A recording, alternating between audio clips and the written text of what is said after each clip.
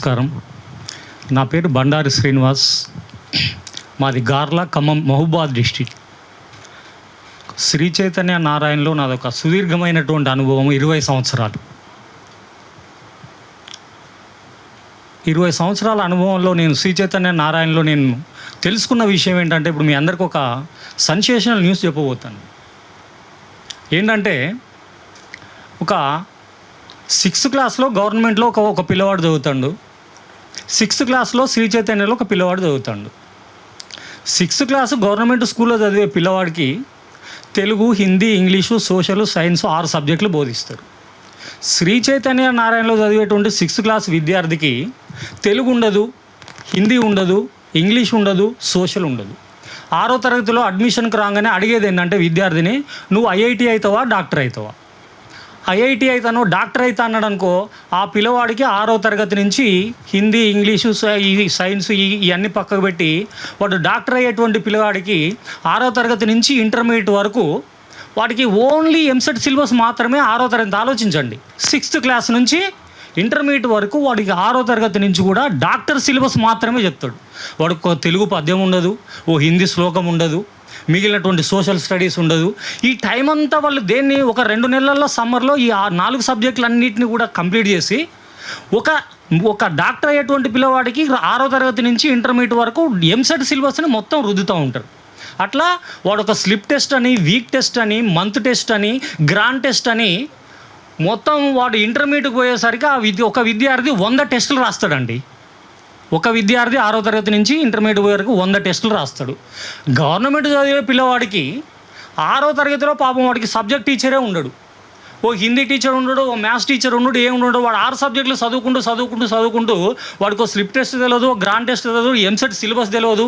వీడు ఎక్కడి నుంచి తీసుకొస్తాడు? ఎక్కడి నుంచో కరికులం తీసుకొచ్చి ప్రైవేట్ వాడికి చెప్తే గవర్నమెంట్ ఉన్నాడు 6 సబ్జెక్టులతో కుస్తీ పట్టుకుంటా పాపం వాడికి మ్యాథ్స్ తెలియదు, ఎంసెట్ సిలబస్ తెలియదు, గవర్నమెంట్ కాలేజీలో పోతాడు. ఇక్కడ విచిత్రం ఏంటంటే, వాడు రాసేది ఎంసెట్ ఎగ్జామే, వీడు రాసేదే ఎంసెట్ ఎగ్జామ్. మరి 100 టెస్టులు రాసినటువంటి వాడికి ర్యాంక్ వస్తుందా? అసలు సిలబసే కంప్లీట్ రానటువంటి గవర్నమెంట్ వాడికి ర్యాంక్ వస్తుందా?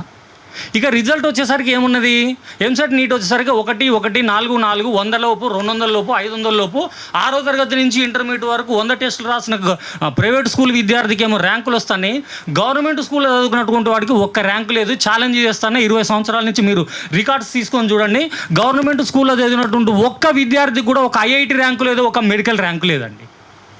ఎక్కడ జరుగుతుంది ఈ లోపం?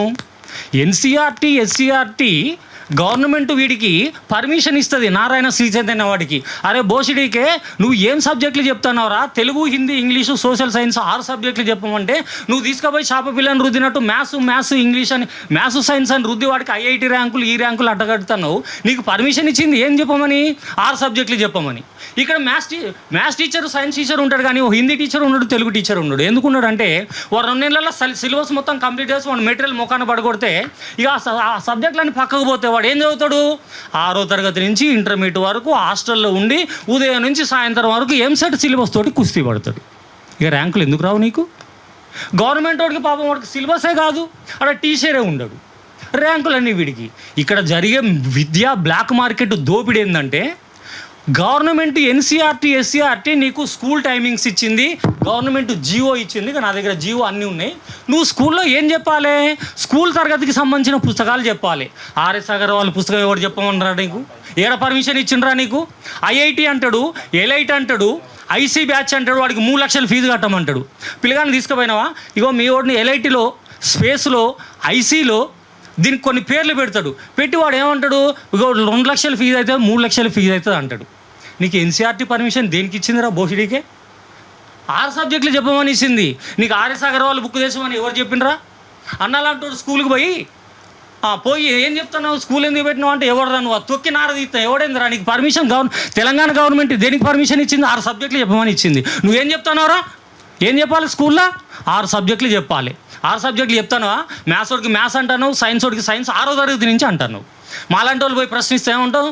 మా మీద కేసులు పెడతావా? మేము తిరిగి కేసులు పెడతాం, కింద పడేసి తొక్కి నారదీస్తాం. ఏం చెప్పాలి నువ్వు? ఎన్సీఆర్టీ నీకు ఏం గైడ్లైన్స్ ఇచ్చింది? 6 సబ్జెక్టులు చెప్పమని ఇచ్చింది. కానీ నువ్వేం చెప్తావు? 6 సబ్జెక్టులు పక్కకు పోతాయి సార్. 2 నెలల సమ్మర్లో ఏవి తెలుగు, హిందీ, సోషలు ఇవన్నీ పక్కకు పడేస్తారు. 2 నెలలే చెప్తారు. ఆ 2 నెలల సమయం తర్వాత మిగిలిన సమయంతో కూడా ఈ 6వ తరగతి నుంచి ఇంటర్మీడియట్ వరకు ఈ సబ్జెక్ట్ చెప్పి వాడు ఒక ఎగ్జామ్ రాస్తాడు, వీడు ఒక ఎంసెట్ రాస్తాడు. ఇక్కడ నేను గవర్నమెంట్ని డిమాండ్ చేసేది ఒకటే, నువ్వు ప్రైవేట్ స్కూళ్ళల్లో పెట్టేటువంటి అన్అఫీషియల్ కోర్సులు ఏవైతే ఉన్నాయో 3 లక్షలు 4 లక్షలు వసూలు చేసే ఫీజులు, వాటికి చట్టబద్ధత లేదు. నువ్వు ఎట్లా పెడతావు, ఎట్లా చెప్తున్నావు? స్కూల్లో చట్టబద్ధత లేదు కనుక అన్అఫీషియల్ కోర్సులని డిమాండ్ని తీసేయండి కంప్లీట్గా. లేదా నా గవర్నమెంట్ స్కూల్లో చదివే పిల్లవాడికి ఎంసెట్ ఫ్యాకల్టీ కానీ ఐఐటి ఫ్యాకల్టీ కానీ పెట్టండి. ఎందుకు? ఇద్దరు ఒకటే ఎగ్జామ్ రాస్తున్నారు. ఇద్దరు వాడికేం పాపం సిలబసే కావట్లేదు. అక్కడ నువ్వేమో 6వ తరగతి నుంచే సిలబస్ కంప్లీట్ చేసి నువ్వు ఐఐటి అవుతావా, డాక్టర్ అవుతావా అని చెప్పేసి. ఒక విషయం గుర్తుంచుకోండి మిత్రులారా, ఎక్కడ స్కూల్కైనా కానీ, అది సిబిఎస్ఈ కానీ, స్టేట్ స్కూలే కానీ, ఇంటర్మీడియట్ కానీ, గవర్నమెంట్ ప్రిస్క్రైబ్ చేసినటువంటి టెక్స్ట్ బుక్స్ ఏవైతున్నాయో స్కూల్ టైమ్స్లో నువ్వు అదే చెప్పమని చెప్తాను. ఖచ్చితంగా అండి, మీరు చెప్తున్న పాయింట్స్లో చాలా వ్యాలిడిటీ ఉంది. అదే చెప్పాలి సార్. వీళ్ళు ఏం చెప్తారు, గవర్నమెంట్ ప్రిస్క్రైబ్ చేస్తున్న సిలబస్ చెప్తలేదు. అయితే ఇక్కడ మేము ఈ ప్రాబ్లమ్ని అసలు హ్యాండిల్ చేయడానికి కూడా, రంగంలోకి దిగడానికి కూడా మెయిన్ థింగ్ ఏది మమ్మల్ని డ్రైవ్ చేసిందంటే, నేను డాక్టర్ కావాలన్నా, లాయర్ కావాలన్నా, ఇంజనీర్ కావాలన్నా, చార్టెడ్ అకౌంటెంట్ కావాలన్నా, ఇంకేదన్నా కావాలన్నా అనేది చూస్ చేసుకోనిక నాకు టైం ఇస్తలేదు, నాకు ఆప్షన్ ఇస్తలేదు ఈ సొసైటీ. సార్ మిమ్మల్ని ఒక స్కూల్లో ఒక ప్రిన్సిపాల్ అడిగిండు మీరెవరని, అప్పుడు మీరేమనాలి, అరే బోసిడీకే తెలంగాణ గవర్నమెంట్ నీకు ఏమి ఇచ్చింది, పర్మిషన్ ఇచ్చింది, ఏం సబ్జెక్టే చెప్పమని, Telugu, Hindi, English, science, social చెప్పమని. నువ్వేం చెప్తున్నావు? చెప్పకూడదు అవి. మీ ఇన్పుట్స్ అన్ని తీసుకుంటామండి. ఇంకా చాలా మంది కూడా ఉన్నారు. Got it, but we have limited time. Limited time last ఉన్నది. ఫైనల్గా ఒకటే నేను గవర్నమెంట్కి రిక్వెస్ట్ చేసేది ఒకటే, అన్అఫీషియల్ కోర్సులు అనేటువంటివి ప్రైవేట్ స్కూళ్ళల్లో నిర్వహించరాదు. దీనికి చట్టబద్ధత లేదు, రాజ్యాంగం ఒప్పుకోదు, జీవో ఒప్పుకోదు.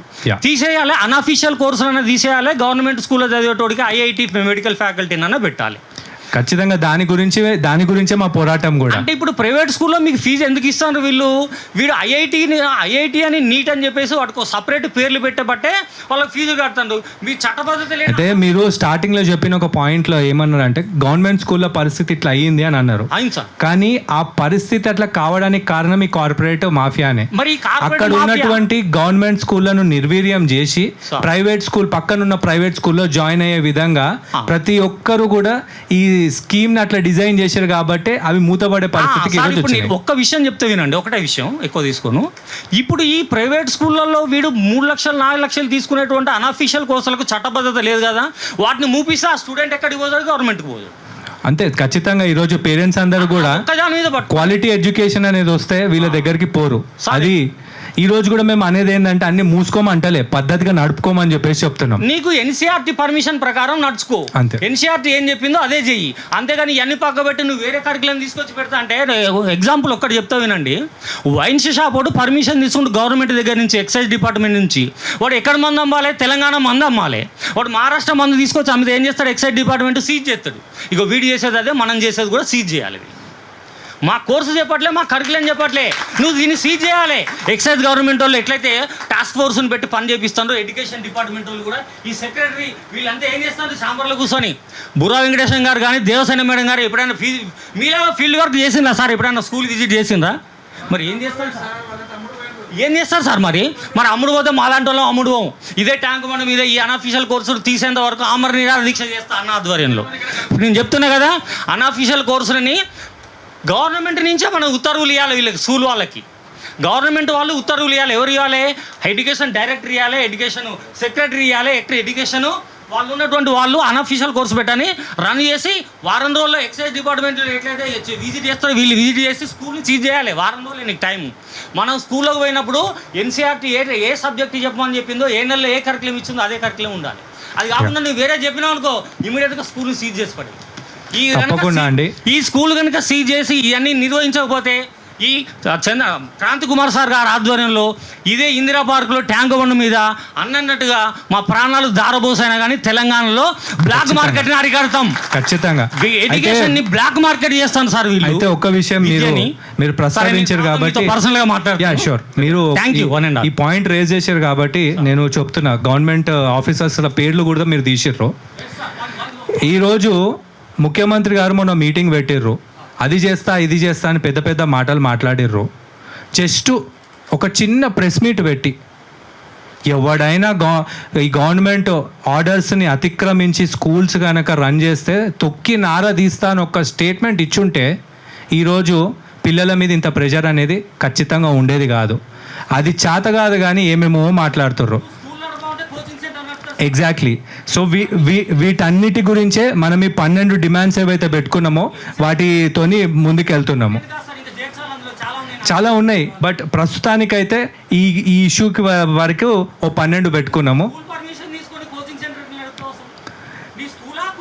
అవును, కోచింగ్ సెంటర్కి కూడా సంబంధించి సెంట్రల్ గవర్నమెంట్ రూమ్స్ చాలా ఉన్నాయి.